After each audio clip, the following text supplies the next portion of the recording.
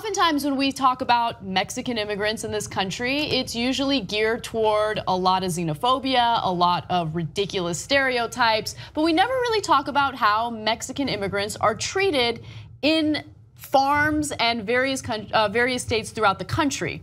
Now, there is a story involving the Department of Labor, which has filed a lawsuit against G Farms. This is a farm in Arizona. Apparently, the department says the G Farms housed about 70 workers here on a visa in a dangerous and unsanitary encampment composed of school buses, semi-trailers, a cargo container, and an open air shed. So officials investigated the scene and they realized these guys are living in an incredibly unsafe place, right? They're not housed properly, they're not paid properly. Let me give you more details. According to court documents, the farm crammed 10 workers into each school bus to sleep in. The rear exits of the buses were blocked by a mobile air conditioner, creating a safety risk. The documents state the air conditioner only blew hot air. And if that wasn't bad enough, an investigator with the department also found that the shower facilities were filthy and trash-ridden, and that an electrical cord used to supply lighting inside ran through the shower area and was exposed to standing water, which could result in electrocution. Now, the owner of the farm completely denies these charges and said, okay, all of these things are false, but we found apartments and hotel rooms for them to stay in. No, but that's what you should have done in the beginning. You shouldn't have had to let it get to this point where investigators realized that these people are being housed in unsafe conditions. By the way, they were paid between 13 cents and 17 cents per bag of onions that they pick. And the farm owner says, no, that's totally fair. If you do the math, they get about $10 an hour, right? But the investigators said that no, they're actually making less, way less than minimum wage. These are all things that need to be proven, obviously, and this is a lawsuit. But these are people who left everything in their own countries behind to come here and do the work that Americans, keep it in real, refuse to do, right? And we continuously demonize them as if they're all criminals and they're all rapists and they're all bad people, when in reality, what we're doing to them is criminal behavior. The way that they're being treated is criminal behavior. Yeah, things have gotten so bad that I actually looked at what the attorneys for this company did, and I was surprised. I was like, wow, they were actually a little conciliatory. Not only did they get to the apartments and hotels, they wouldn't be arguing against the government request for a temporary restraining order, and that the farm would actually comply with all regulations.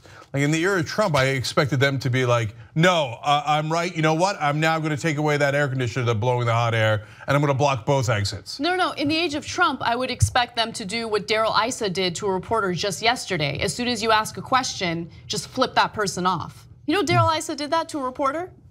Who's surprised? Trump's talking about imprisoning reporters, asking the FBI director to do that. So now, we shouldn't have gotten to that point though. We shouldn't be in this era. And there's two elements to this story. First, guys, I mean, is this what we're become, where we house people like cattle and in a school bus in that temperature, and who would you like to live that? And then that leads to the second point that Anna made, which is like sometimes people go, oh yeah, we do that with those jobs. It's no big deal. Really? You're gonna pick out in the incredibly hot sun onions, then get 13 to 70 cents per bag, and then you're gonna go live in a school bus? And by the way, the big argument is, no, but the farmers take advantage of these immigrants. If they only paid higher wages and offered benefits, Americans would be swarming in. They'd love to take those jobs.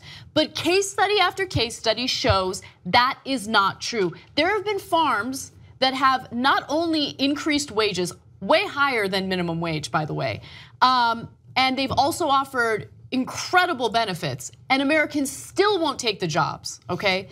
There's a recent case where a farm, got rid of 4 workers, hired them with Americans. 3 out of the 4 Americans quit within the hour. Okay, so look, is there a price at which Americans would do it? Yes, right? But we haven't found it yet. and so, look, even if you say, hey, no, we got to do I think we should do it the right way? Of course we should do it the right way, okay? And so if we can find American workers to do it at a certain price, and then we all have to pay a higher price at the grocery store, well, look, that's the price of being human beings, and I'm willing to pay that price. And so that's totally okay, right? And if we can set that up, fantastic, everybody wins, right? Now, given that it appears that every time there's been a crackdown on immigration, and in the deep red states, Alabama, Georgia, etc., they literally could not fill the jobs and the companies were gonna go bankrupt and they would change the law and bring back illegal immigrants. And Republicans going, sorry, it didn't work. I gotta bring these guys back, right? So given that, can we at least not keep doing it the wrong way so that they're shipped in, and kept in school buses and paid these low wages, but have a pathway to citizenship? My God, indentured servitude was 7 years, right? In the bad old days when we had slavery and indentured servants, right? The pathway to citizenship, the latest proposal, which was rejected because the Republicans thought it was too lenient, was 14 years of manual labor, and then you finally earn a pathway to citizenship.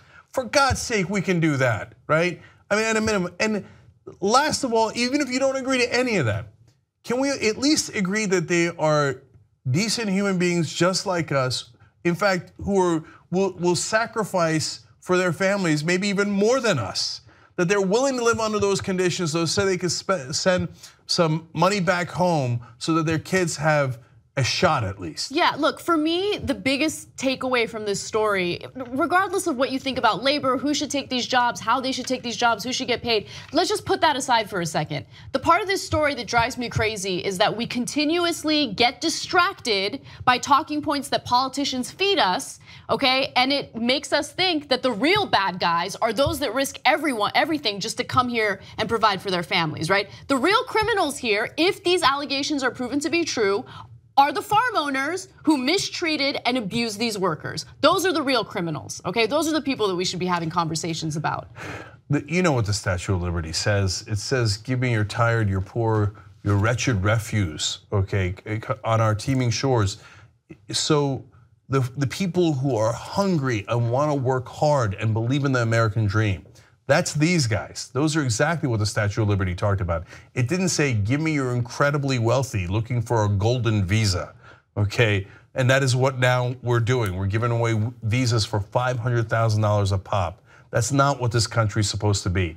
And so at a bare minimum, we should all agree to treat each other as human beings that we all are, with some shred of decency. Our journalism drive is almost over. It ends in Trump's first 100 days. We need to hire more reporters and more watchdogs. Let's do that right now at tytnetwork.com/go.